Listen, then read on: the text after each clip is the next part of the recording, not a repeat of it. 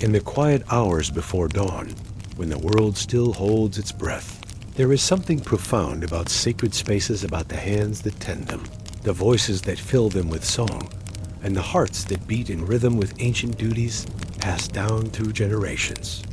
Tonight, we're going to step back into the world of ancient Israel, into the lives of a people set apart, not by choice, but by divine calling, the Levites.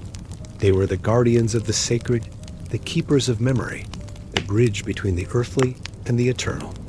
So before we begin our journey, feel free to like the video and subscribe if you enjoy these explorations of faith and history. And let me know in the comments what story from the Levites resonates with you. It's always wonderful to see how these ancient lives still speak to us today. Now, let's find a quiet space. Picture, if you will, the soft glow of oil lamps in the pre-dawn darkness, the whisper of linen robes against stone floors, and the gentle murmur of morning prayers. This is where our story begins, not with kings or battles, but with service. Quiet, faithful, unending service. Verse 1. In the temple, a Levite's day of service and song. The first light of dawn has not yet touched the eastern horizon when you rise. Your hands, still bearing the faint scent of yesterday's incense, reach for the simple linen tunic that marks your station. You are a Levite chosen not by birth alone, but by the ancient covenant that set your tribe apart from the other children of Israel. The stone floors are cool beneath your feet as you make your way through the familiar corridors. This is the rhythm you have known since childhood, the soft shuffle of sandaled feet, the quiet murmur of prayers whispered in the darkness, the gentle clink of bronze vessels being prepared for the day's service. You pause at the great bronze basin, the Kyr, where the morning ablutions must be performed. The water is cold drawn fresh from the spring before the first cockcrow. As you wash your hands and feet, you remember the words of Moses, "They shall wash with water, that they die not." These are not mere rituals, but sacred boundaries that separate the holy from the common, the consecrated from the ordinary. The temple courts are beginning to stir now. Other Levites move through their appointed tasks with the practiced grace of those who have performed these same duties for decades. There is Asaph's grandson, preparing the lyres and harps for the morning psalm. There is young Ethan, carefully arranging the showbread on the golden table, each loaf placed with reverent precision. Your own duty today leads you to the altar of incense, that smaller, more intimate altar that stands before the veil. The coals from the great altar outside must be carried in live fire, holy fire, the same flame that has burned continuously since the dedication of Solomon's temple. The bronze censer is warm in your hands as you lift it, walking slowly, carefully, breathing in the sacred smoke that will soon carry the prayers of Israel heavenward. The incense itself is a mystery of fragrant stacte and onyia, galbanum and frankincense, mixed according to the formula that Moses received on Sinai. As you sprinkle it over the glowing coals, the smoke rises in gentle spirals, and you think of the prayers of your people ascending with it. The barren woman pleading for a child, the merchant asking for honest profit, the soldier far from home, longing for peace. But it is not only the morning incense that fills your day. As the sun climbs higher, the courts begin to fill with pilgrims. They come from Dan in the far north and Beersheba in the deep south, carrying their offerings, their burdens. And you, along with your brothers, become their guides in this sacred encounter. You watch a young father approach with his firstborn son, a boy perhaps 8 years old, eyes wide with wonder at the temple's grandeur. The man carries a pair of doves, the offering of the poor, and you see in his face the weight of devotion mixed with economic reality. When you accept his offering and speak the words of blessing, you see tears gather in his eyes. This moment for him is the culmination of months of planning, saving, hoping. The hours flow like water. There are scrolls to copy the sacred texts that must be preserved, transmitted, protected from the ravages of time and human error. Your stylus moves carefully across the prepared parchment, Each letter formed with the same care your teacher showed you years ago in Levitical school. Write as if the whole world depends on the accuracy of this single word, old Jeduthun used to say. And perhaps it does. The afternoon brings the preparation for evening sacrifice. You join the choir of your brothers as they gather in the court of the Israelites. The sound begins softly, a single voice carrying the opening notes of Psalm 92, the song for the Sabbath day. Then other voices join, weaving together in harmonies that have echoed off these same stones for generations. It is good to give thanks to the Lord, to sing praises to your name, O Most High. The music swells and fades, rises and falls like breathing. Lyres and harps provide a gentle foundation, while the silver trumpets punctuate the sacred moments, the lifting of the sacrifice, the sprinkling of blood, the final amen that closes each service. As evening approaches and the last sacrifice of the day is offered, you find yourself cleaning the vessels, trimming the lamp wicks, preparing for tomorrow's service. Your hands move automatically through tasks performed countless times before, but your mind is elsewhere, thinking of the pilgrims who have departed, carrying blessings back to their distant homes, thinking of the priests who will tend the eternal flame through the night watches, thinking of the continuity of service that stretches back to Aaron and forward to generations yet unborn. The temple grows quiet as darkness settles over Jerusalem. Oil lamps flicker in their alcoves. The night watch begins their vigil, and you make your way home through narrow streets, past shuttered shops and sleeping houses, carrying with you the lingering fragrance of incense and the echo of sacred songs. This is your life, your calling, your privilege. To stand in the gap between heaven and earth, to tend the sacred fire, to lift the prayers of Israel on wings of song and smoke. Tomorrow will bring the same duties, the same rhythms, the same quiet opportunities to serve the Most High. But tonight, as you lie down to rest, you can still hear the faint sound of harps drifting from the temple courts, where your brothers keep their vigil, ensuring that the worship of Israel never ceases, not even in the depths of the night. And in that sound, you find your rest. Verse 2. Aaron and the golden calf. Leadership, failure, and restoration. There are moments in history when the weight of leadership becomes almost unbearable, when the very foundations of faith are tested not by enemies from without, but by the frailty of human nature within. Such a moment came to Aaron, the brother of Moses, in the shadow of Mount Sinai, when the people of Israel faced their greatest crisis of faith since leaving Egypt. Picture Aaron in those days, not yet the high priest in his sacred vestments, but a man caught between the voice of God and the clamor of a frightened people. Moses had been gone for nearly 6 weeks, lost somewhere in the smoking heights of Sinai, communing with the Almighty in ways that ordinary mortals could barely comprehend. And in that absence, something began to shift in the camp below. The people had grown restless. The initial wonder of their exodus from Egypt, the awe of crossing the Red Sea, the gratitude for manna in the wilderness, all of it seemed to fade in the face of uncertainty. Where was Moses? What if he never returned? What if this God who had delivered them from Pharaoh's armies had now abandoned them in this desolate place? Aaron felt their fear like a physical weight pressing down upon his shoulders. As Moses' spokesman, as the one who had stood before Pharaoh and declared the plagues, the people looked to him for answers he did not have. When they came to him with their desperate request, "Make us gods who shall go before us. For as for this Moses, we do not know what has become of him." Aaron found himself facing the kind of choice that reveals the true measure of a man's faith. In that moment, standing before the assembled multitude, Aaron made a decision that would haunt him for the rest of his days. "Break off the golden earrings," he told them, his voice steady despite the turmoil in his heart. "Bring them to me."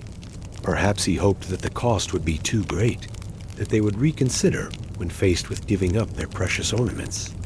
Perhaps he believed that somehow this would buy time until Moses returned. But they brought the gold rings and bracelets. necklaces and ornaments that had been their spoil from Egypt. And Aaron, trained in the metalworking arts learned in Pharaoh's land, found his hands shaping what his heart knew to be an abomination. The golden calf took form under his skilled touch, a thing of beauty that would become the instrument of Israel's shame. The celebration that followed was unlike anything the camp had known. The restraint and reverence that had marked their worship of the invisible God gave way to something wild and primal. These are your gods, O Israel, who brought you up out of the land of Egypt. They cried, and Aaron watched in growing horror as the festival descended into chaos. Yet even in his failure, there was something deeply human in Aaron's struggle. He was not a villain driven by ambition or greed, but a leader overwhelmed by circumstances beyond his control. When he built an altar before the golden calf and proclaimed, "Tomorrow is a feast to the Lord," was he trying to redirect their worship back toward the true God? Was he attempting to salvage something sacred from the wreckage of their rebellion? The sound of Moses' return echoed through the valley like thunder. The tablets of the law stone carved by the finger of God himself lay, shattered at the foot of the mountain, destroyed by Moses' righteous anger. And Aaron, confronted by his brother's blazing eyes, could only offer explanations that sounded hollow even to his own ears. "Let not the anger of my Lord burn hot," Aaron pleaded, and in his voice was the desperate attempt of a man trying to make sense of his own actions. "You know the people, that they are set on evil. They said to me, 'Make us gods.' So I said to them, 'Whoever has any gold, let them break it off.' So they gave it to me, and I cast it into the fire, and this calf came out." Even in his explanation, there was a kind of bewildered wonder, as if Aaron himself could not quite believe what had transpired. This calf came out, as though the golden idol had formed itself, as though his own skilled hands had played no part in its creation. It was the response of a man grappling with the terrible distance between intention and consequence, between the leader he had meant to be and the one he had become. But the story of Aaron's failure is not the end of his story. In the terrible reckoning that followed, when 3,000 fell by the sword of the Levites, who chose to stand with Moses, Aaron stood witness to both the cost of unfaithfulness and the possibility of redemption. The God who had called him to leadership had not abandoned him in his failure. In the weeks and months that followed, as the tabernacle was constructed and the priesthood established, Aaron found himself transformed. The man who had yielded to pressure became the one who would bear the names of the 12 tribes on his shoulders and over his heart. The hands that had shaped an idol would learn to offer incense and sprinkle blood on the mercy seat. The voice that had proclaimed false gods would speak blessings over the children of Israel. There is something profoundly moving about Aaron's restoration. When Moses invested him with the sacred vestments for the first time, the breastplate with its 12 precious stones, the ephod of gold and blue and purple, the crown of pure gold engraved with holiness to the Lord, it was not because Aaron had proven himself worthy, but because God's grace is greater than human failure. Years later, when Aaron's own sons, Nadab and Abihu, would offer strange fire before the Lord and die for their presumption, Aaron would learn another dimension of the cost of serving as mediator between God and man. But by then, he had been transformed by both failure and forgiveness into something he could never have been without both experiences, a high priest who truly understood the frailty of those he served. In the end, Aaron's legacy is not the golden calf, though that moment of weakness would follow him through history. His legacy is the daily faithfulness that followed, the morning and evening incense, the Day of Atonement rituals, the steady service that continued for decades. After his failure at Sinai, he became a priest who could deal gently with the ignorant and wayward, because he knew intimately what it meant to lose his way. When Aaron finally died on Mount Hor at the age of 123, all Israel mourned for 30 days. They mourned not for a perfect leader, but for one who had learned to lead through failure, to serve through weakness, to represent a holy God while fully understanding his own humanity.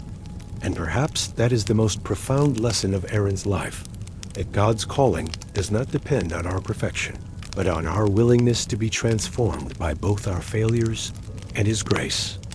In the sacred line of priests that descended from Aaron, generation after generation would serve at the altar, carrying with them the knowledge that even the most sacred service is performed by imperfect hands, offered by fallible hearts, made acceptable only by the mercy of the one they serve.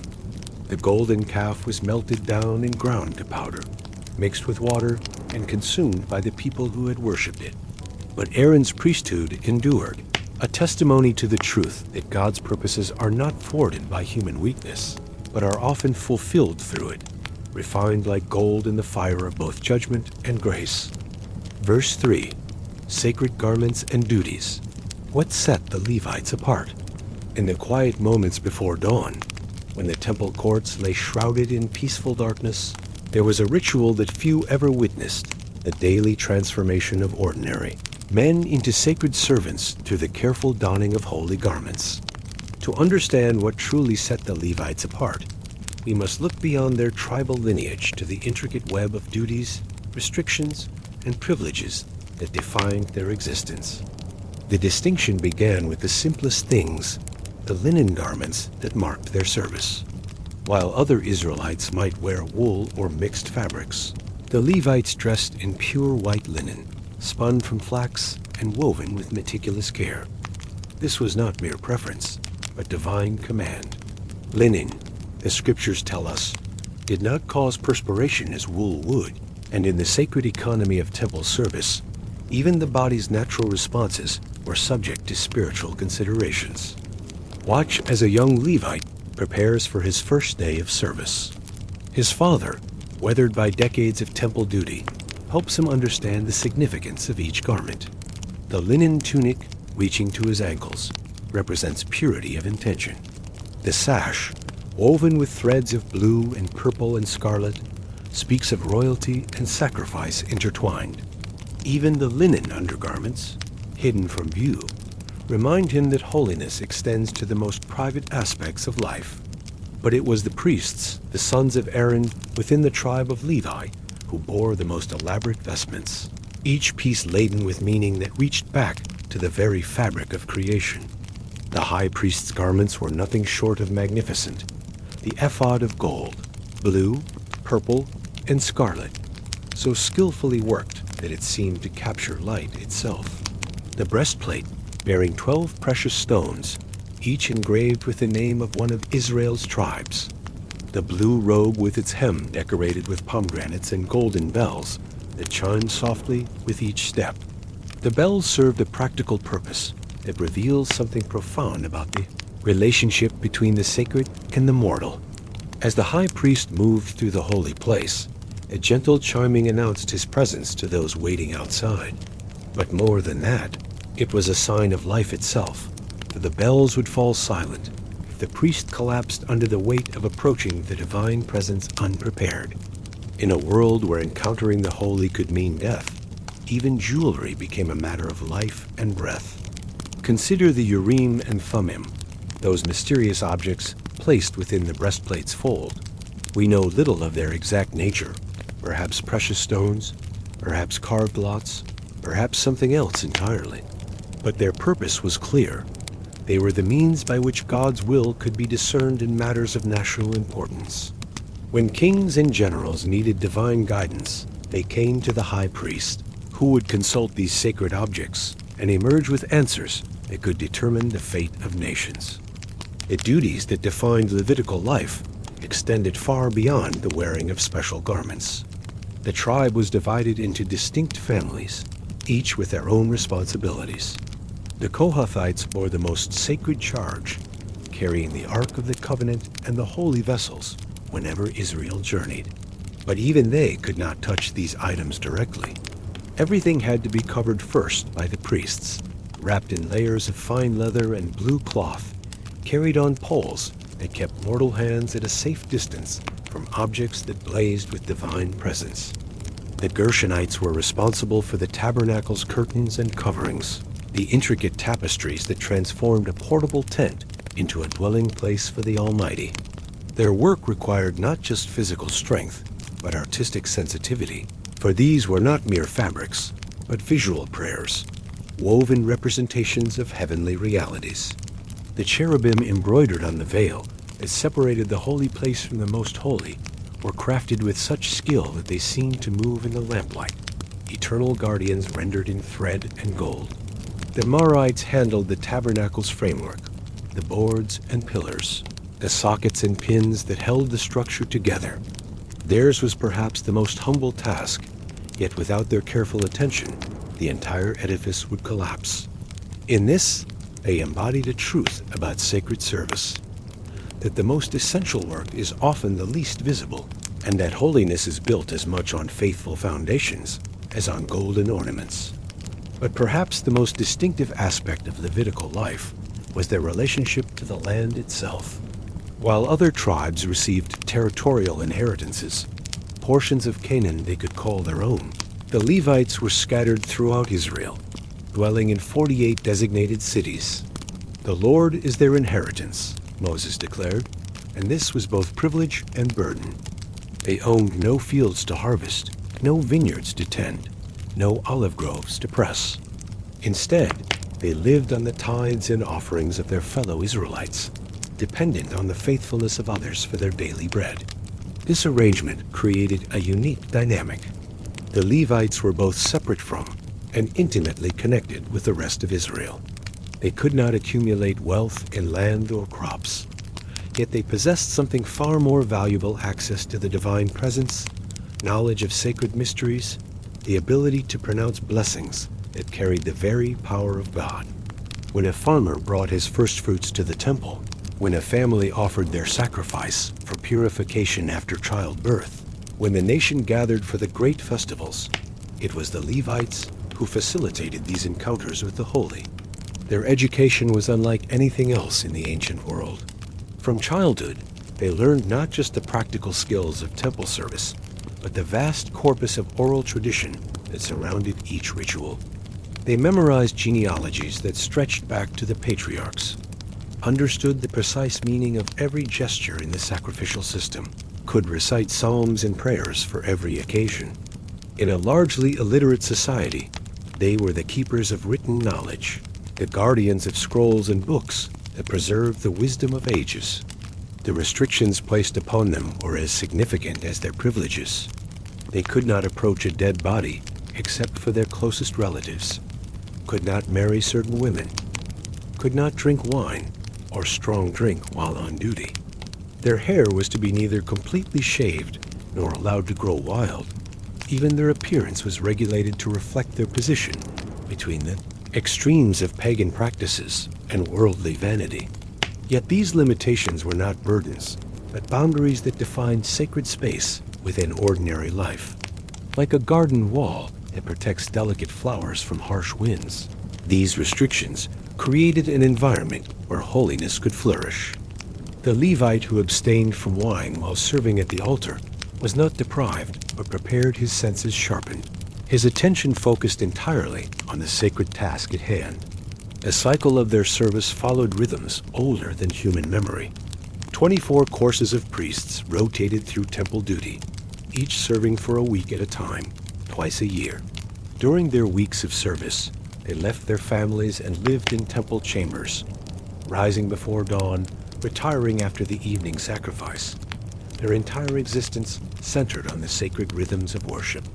But even when not actively serving, they remained set apart, teachers and judges in their local communities, living reminders of the holy presence that dwelt in Jerusalem.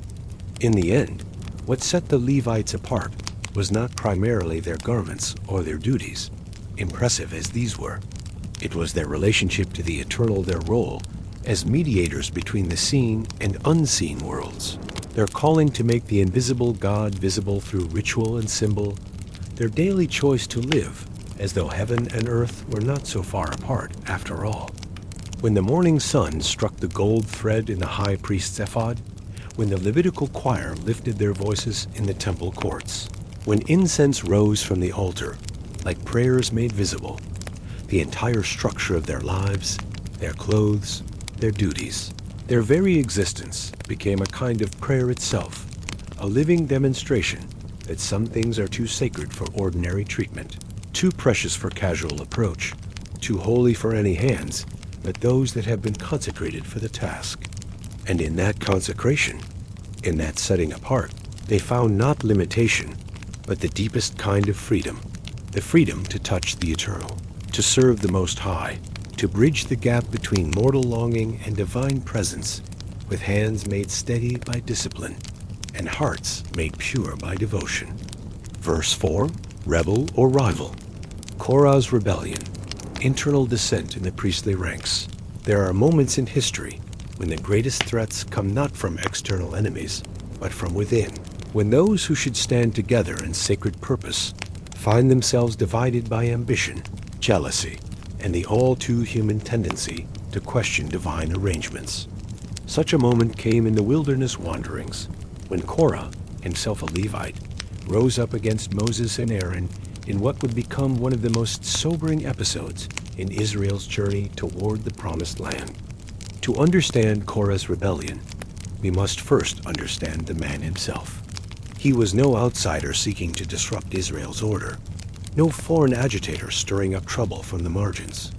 Korah was a Levite of the family of Kohath, cousin to Moses and Aaron, bearing one of the most sacred responsibilities in all of Israel, the care and transport of the holy vessels of the tabernacle.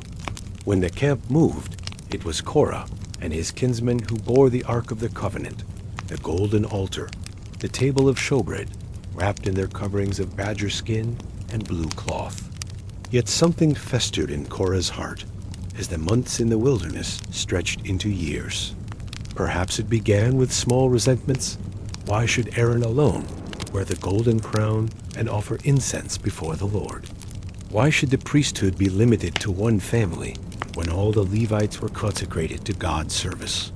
Were not all the congregation holy, as Moses himself had proclaimed? The questions that plagued Korah were not without merit, and this is what makes his story so tragic. In many ways, his theological reasoning was sound. The entire nation of Israel had indeed been called to be a kingdom of priests and a holy nation.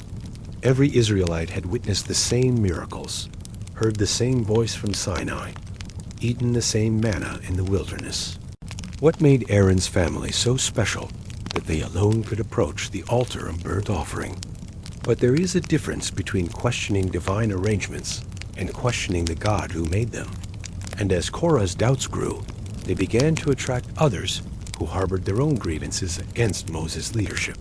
Dathan and Abiram, men of the tribe of Reuben, joined his cause not from Levitical ambition, but from tribal jealousy. As descendants of Jacob's firstborn son, they believed their tribe should hold preeminence in Israel, not this upstart tribe of Levi. 250 men of renown rallied to Korah's banner, described in Scripture as princes of the assembly, famous in the congregation, men of renown. These were not rabble-rousers or troublemakers, but respected leaders, men whose opinions carried weight in the camp. Their very respectability made their rebellion all the more dangerous and all the more heartbreaking. When they confronted Moses and Aaron, their words carried the ring of democratic idealism. You take too much upon yourselves, for all the congregation is holy, every one of them, and the Lord is among them. Why then do you exalt yourselves above the assembly of the Lord? There is something almost modern in their complaint, an appeal to equality and shared privilege that resonates across the centuries. Why should there be hierarchy in the kingdom of God? Why should some be elevated above others in the service of the Almighty? These questions have echoed through every generation of believers, and they deserve more than dismissive answers. Moses' response reveals the weight that leadership had placed upon his shoulders. He fell upon his face not in arrogance, but in anguish. This was not the first time the people had questioned his authority, and it would not be the last. But this rebellion cut deeper, because it came from within the sacred order itself, from men who should have understood the cost of approaching the divine presence unprepared. Tomorrow morning the Lord will show who is his and who is holy, Moses declared, his voice heavy with sorrow rather than anger. Let Korah and all his company take censers, put fire in them, and lay incense on them before the Lord tomorrow. And it shall be that the man whom the Lord chooses is the Holy One. The test he proposed was both simple and terrifying.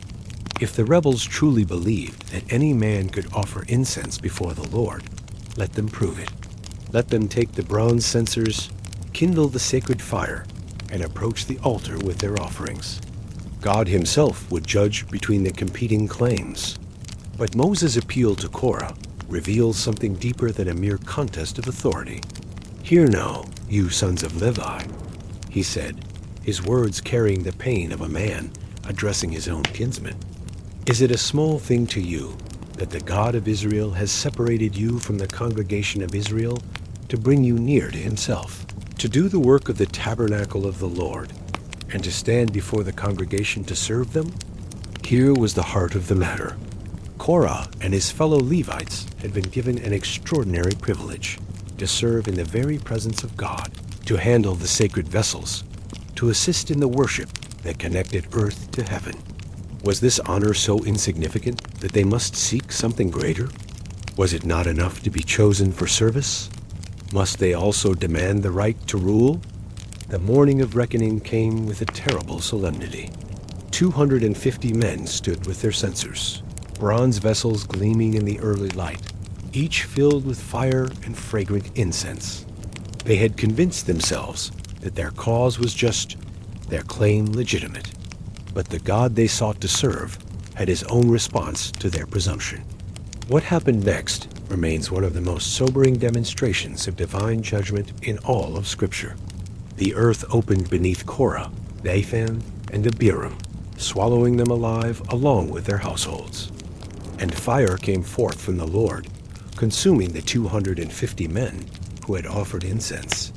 Their bronze censers, now sanctified by their contact with the holy fire, were beaten into plates to cover the altar, a perpetual reminder of the cost of unauthorized approach to the divine presence.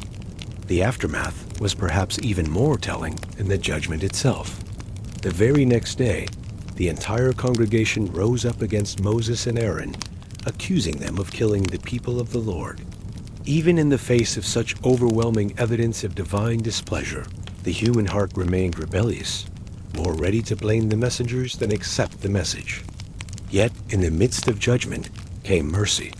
When a plague began to spread through the camp as a result of their continued rebellion, Aaron took his censer, the same type of vessel that had brought death to the rebels, and ran into the midst of the people, making atonement for their sin. The man they had accused of usurping authority used that very authority to save their lives, standing between the living and the dead until the plague was stopped. The final confirmation of Aaron's priesthood came through a gentler miracle. The 12 rods placed before the Lord overnight one for each tribe, with Aaron's name written on the rod of Levi, told their own story in the morning light. 11 rods remained as dry and lifeless as when they were cut from their trees.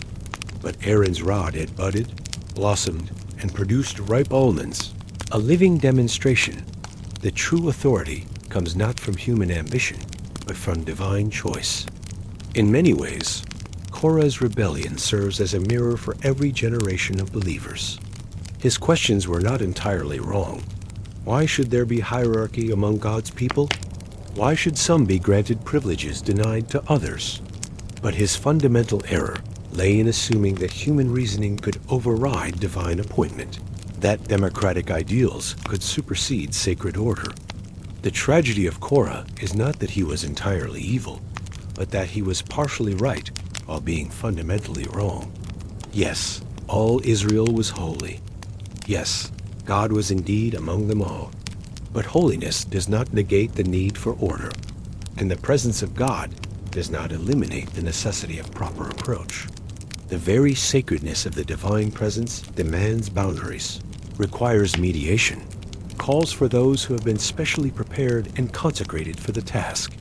Perhaps most poignantly, Korah's rebellion reveals how proximity to the sacred and breed contempt rather than reverence. Because he handled holy things daily, because he served in the tabernacle courts, because he was already closer to God than most men ever dreamed of being, he lost sight of what an extraordinary privilege this was. Familiarity with the holy bread, not deeper appreciation, but deeper resentment. The lesson echoes through the centuries to every person called to sacred service. The greatest temptation for those who serve God is not the gross sins that ensnare the world, but the subtle pride that whispers, "I deserve more recognition, more authority, more respect." The very gifts that qualify us for service can become the grounds for our downfall if we forget that they are gifts, not rights callings, not achievements. In the end, Korah's story is both warning and comfort. Warning to those who would presume upon God's grace or challenge his arrangements out of personal ambition. Comfort to those who wonder whether divine justice truly exists, whether rebellion will ultimately triumph, whether faithful service will be vindicated. The bronze plates that covered the altar for centuries after Korah's rebellion served as a perpetual reminder. No outsider who is not a descendant of Aaron should come near to offer incense before the Lord, that he might not become like Korah and his company. But they also testified to something else, that God takes no pleasure in the death of the rebellious, that his judgments are meant to preserve rather than destroy, that even in his wrath he remembers mercy. And perhaps that is the most profound lesson of all, that the same God who opened the earth to swallow the rebels also caused Aaron's rod to blossom with life, that the same divine presence that demanded reverent approach also provided the means for safe access, that the one who guards his holiness so jealously does so not to exclude, but to protect, not to condemn, but to preserve the very possibility of communion between heaven and earth. Conclusion. As we draw to the close of our journey into the world of the Levites, we find ourselves surrounded by the echoes of ancient songs, the lingering fragrance of sacred incense, and the quiet wisdom of lives lived in service to something greater than themselves. The Levites we have encountered tonight, from the faithful servant rising before dawn to tend the temple lamps, to Aaron learning grace through failure, to the careful guardians of sacred mysteries, to the tragic figure of Korah consumed by misplaced ambition, all remind us that the most profound truths are often found not in grand gestures, but in daily faithfulness, not in perfect performance, but in humble service. Their story is, in many ways, our story. We too are called to be set apart, to serve with reverent hearts, to find our identity not in what we possess, but in whom we serve. We too face the choice between faithful obscurity and ambitious rebellion, between grateful service and entitled demands. In the quiet hours of this night, as we reflect on these ancient lives, may we find ourselves inspired by their example, not to seek the spotlight of recognition, but to tend faithfully whatever sacred flame has been entrusted to our care.